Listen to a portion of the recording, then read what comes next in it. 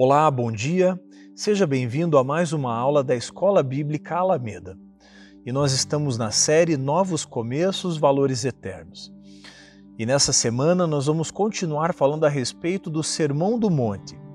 O sermão proferido por Jesus e escrito por Mateus nos capítulos 5, 6 e 7.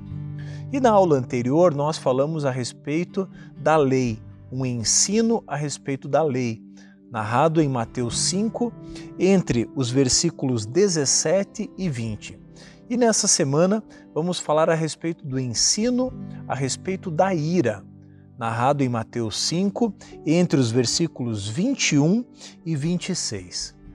Pois bem, antes de nós iniciarmos a nossa aula, eu quero pedir que você tenha em mãos aí um caderno, um lápis, uma caneta, para que você possa fazer as anotações necessárias. E eu quero também sugerir esse livro, O Peregrino, de John Bunyan. Esse é um clássico da literatura cristã e vale a pena você ler. É um clássico, uma ficção, em que narra a história de um viajante, de um peregrino, que está indo rumo à cidade celestial. Esse clássico é uma ótima sugestão de leitura para você. O Peregrino, de John Bunyan.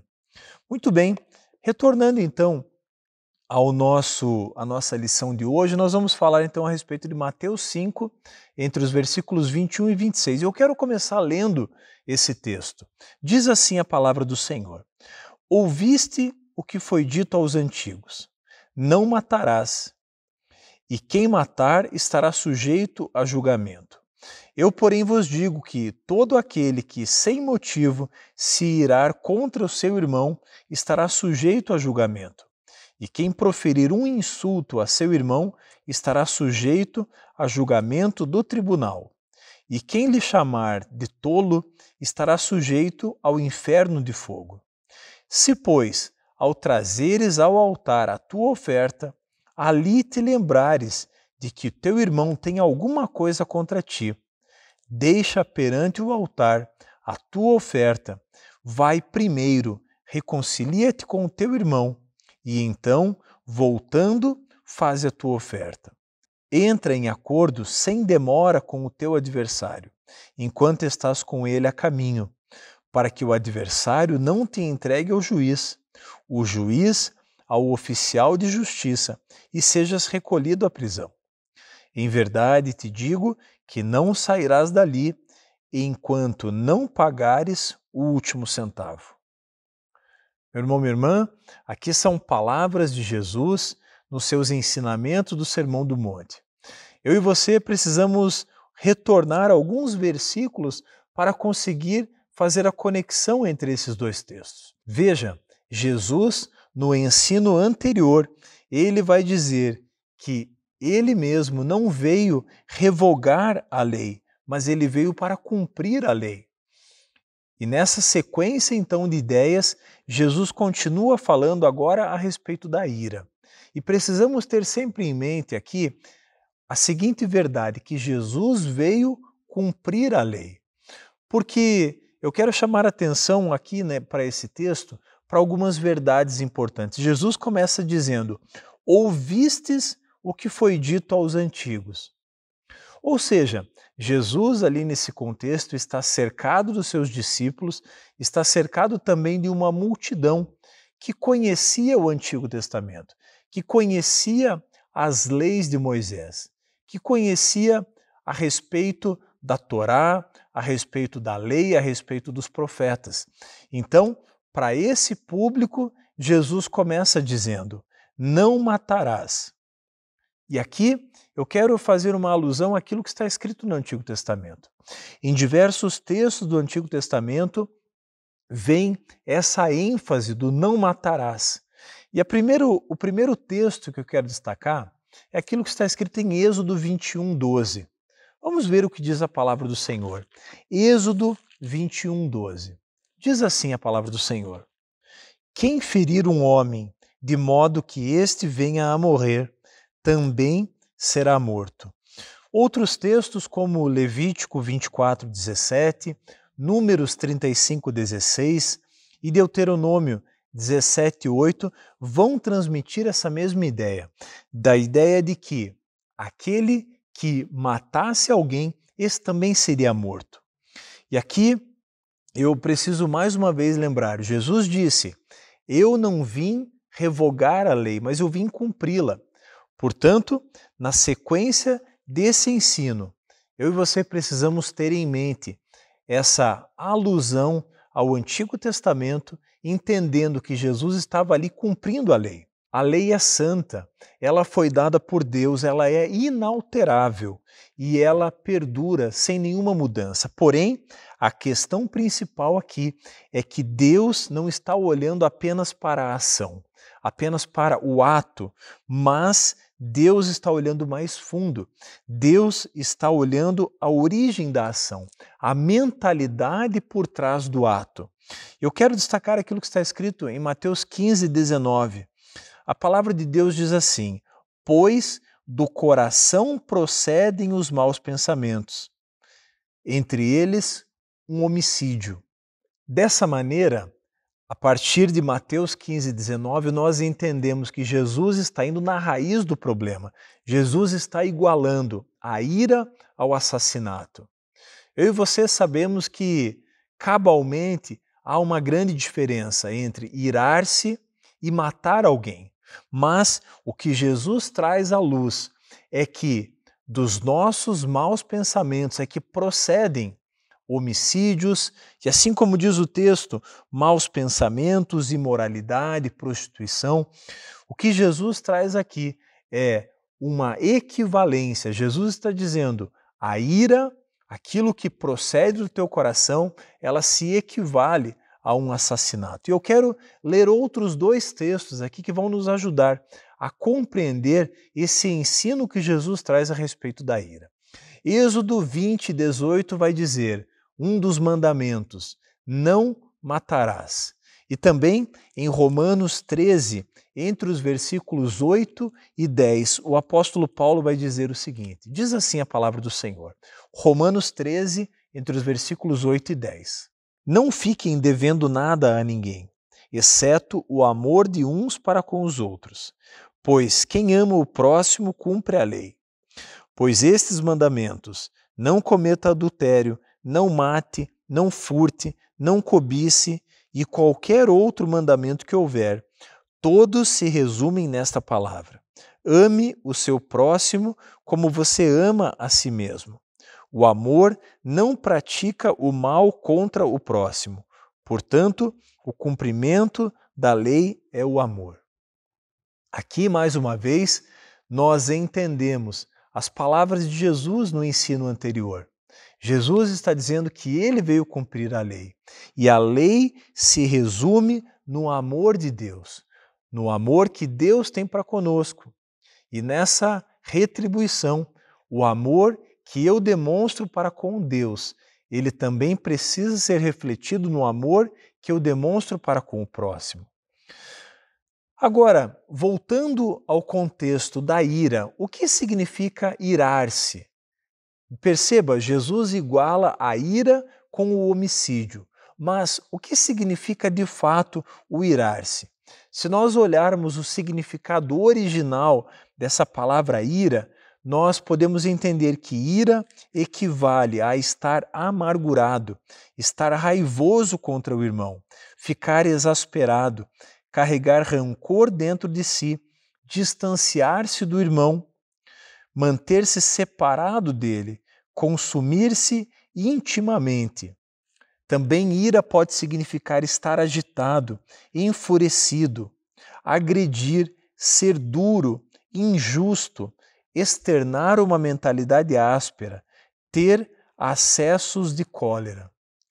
Perceba que tudo isso, de acordo com o ensinamento verdadeiro de Jesus, tudo isso equivale ao ato de matar um irmão. Perceba que Jesus eleva o nível dos mandamentos. Jesus, como dissemos anteriormente, ele não veio para revogar a lei, mas ele veio cumprir a lei. E dessa forma, Jesus traz a verdade de que os maus pensamentos que procedem do nosso coração, eles estão em nível de equivalência aos homicídios. Meu irmão, minha irmã, o que Jesus traz à luz aqui é que eu e você precisamos vigiar o nosso coração. Eu e você precisamos submeter o nosso coração ao crivo da análise do Espírito. O Salmo 139, quando diz, Senhor, sonda o meu coração. Essa oração do Salmo 139 precisa ser a minha e a tua oração. Todos os dias, sem exceção, eu e você precisamos expor o nosso coração diante de Deus e submeter o nosso coração a essa análise. Porque o que Jesus está dizendo aqui é que toda vez que eu me revolto, me iro contra o meu irmão, eu estou cometendo assassinato contra ele. Perceba que todas as vezes que eu e você olhamos para uma pessoa e decidimos dentro do nosso coração não mais falar com aquela pessoa, e muitas vezes pode surgir até a frase, aquela pessoa para mim morreu. Todas as vezes que fazemos isso, de acordo com o ensino verdadeiro de Jesus, nós estamos matando aquela pessoa. E por isso, somos dignos de receber o castigo por um homicídio. O que Jesus ensina aqui é que nós não estamos sujeitos apenas ao rigor da lei, mas nós estamos sujeitos ao exame do próprio Espírito Santo. Por isso, ao ler esse texto, eu e você precisamos ser encorajados a submeter o nosso coração ao exame de Deus. Perceba que a ira, perceba que a falta de perdão e outras atitudes que eu e você podemos ter na caminhada cristã precisam ser colocadas diante de Deus, precisam ser colocadas ao pé da cruz, porque nesse lugar eu e você podemos encontrar a resposta para aquilo que precisamos. Jesus aqui está dizendo, não mate. E ele continua dizendo, quem matar estará sujeito a julgamento. E a sequência do versículo 22 diz assim, eu, porém, lhes digo que todo aquele que se irar contra o seu irmão estará sujeito a julgamento. Martinho Lutero vai dizer assim, tantos membros quantos você possui, tantas maneiras você poderá achar de matar, seja com a mão, a língua, o coração, o gesto, ou olhando alguém amargamente, não gostando de ouvir falar dele. Tudo isso significa matar. E meu irmão, minha irmã, diante de tudo aquilo que falamos até aqui, eu quero continuar lendo a partir do versículo 23, porque Jesus traz esse ensino a respeito da ira. Ele equivale a ira ao assassinato, mas ele também traz uma palavra de resolução. Ele também vai dizer assim a partir do versículo 23, Mateus 5:23. Portanto, se você estiver trazendo a sua oferta no altar e lá se lembrar que o seu irmão tem alguma coisa contra você, deixe diante do altar a sua oferta e vá primeiro reconciliar-se com o seu irmão. Então volte e faça a sua oferta. Jesus aqui está tratando a respeito da pureza de coração. Jesus está dizendo que mais importante do que um culto, mais importante do que uma oferta, mais importante do que qualquer outra atividade para os outros e para Deus, mais importante do que isso é buscar a reconciliação. Se por um lado nós não podemos evitar que a ira chegue até o nosso coração, nós podemos, a partir das palavras de Jesus, buscar a reconciliação. Nós fomos chamados para o ministério da reconciliação, porque perceba que nós também estávamos afastados de Deus. A ira de Deus por causa do pecado estava sobre nós, mas Jesus veio para nos reconciliar com o Pai.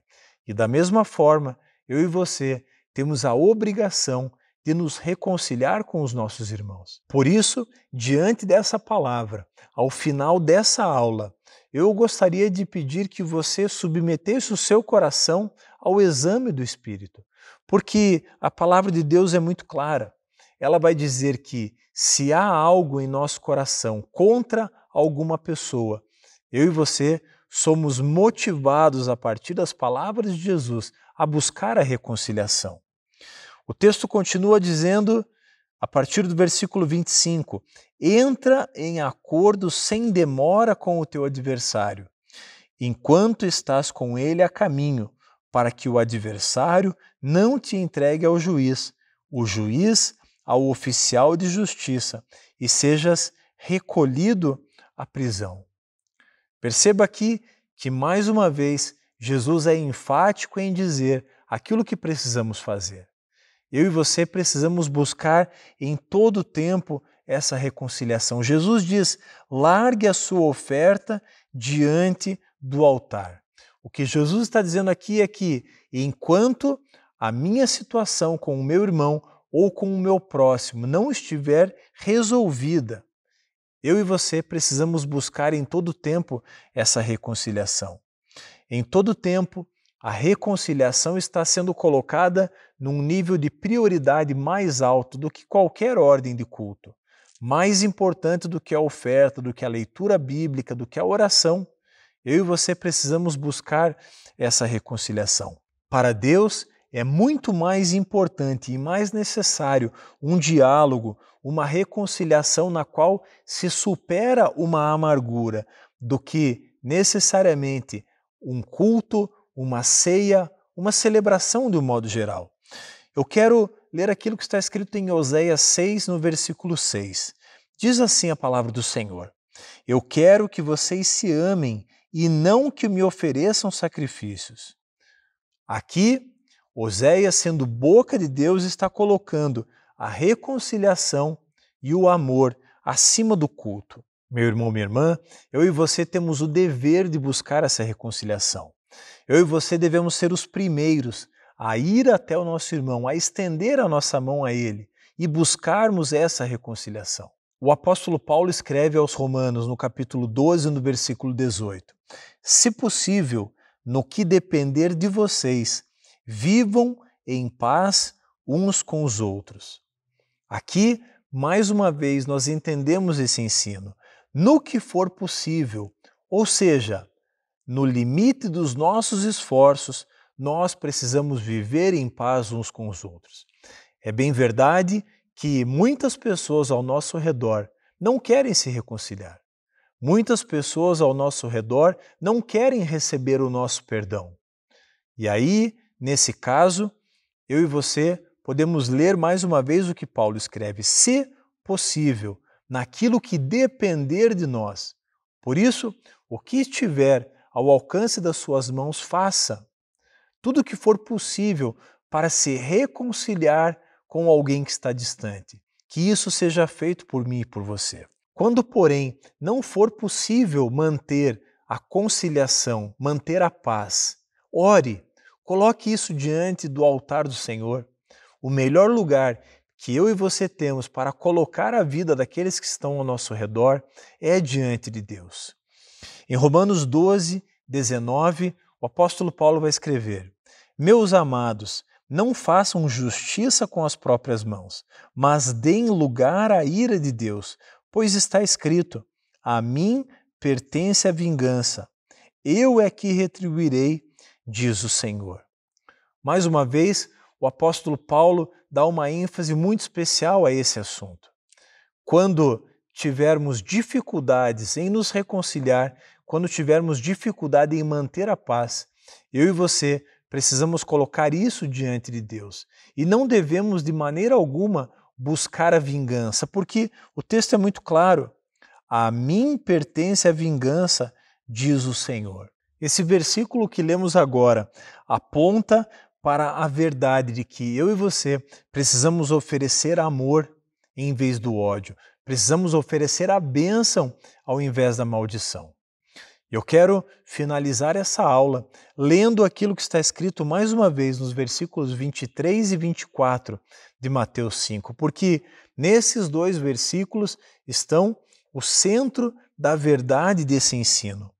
A Bíblia diz assim em Mateus 5, 23, portanto, se você estiver trazendo a sua oferta ao altar e lá se lembrar que o seu irmão tem alguma coisa contra você, deixe diante do altar a sua oferta e vá primeiro reconciliar-se com o seu irmão, e então volte e faça a sua oferta. Aqui, mais uma vez nós entendemos Jesus colocando as prioridades no lugar. Jesus chama a atenção para esse princípio da palavra de Deus.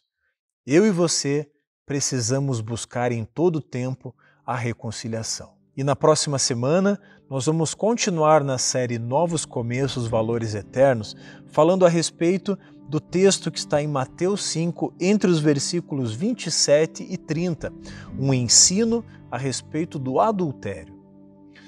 Eu desejo a você um domingo abençoado, que você possa, durante todo esse dia, prestar culto ao Senhor, não só você, mas toda a sua família, e que você tenha uma semana abençoada.